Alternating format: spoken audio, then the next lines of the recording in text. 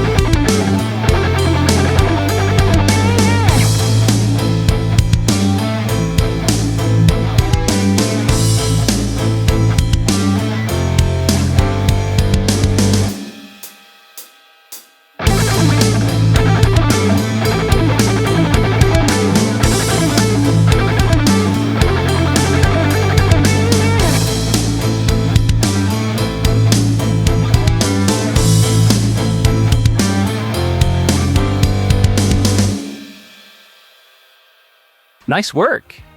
Don't forget to subscribe to the channel. It really helps the visibility and keeps the content coming. And if you want the full tab and the backing tracks, they're available on the Patreon.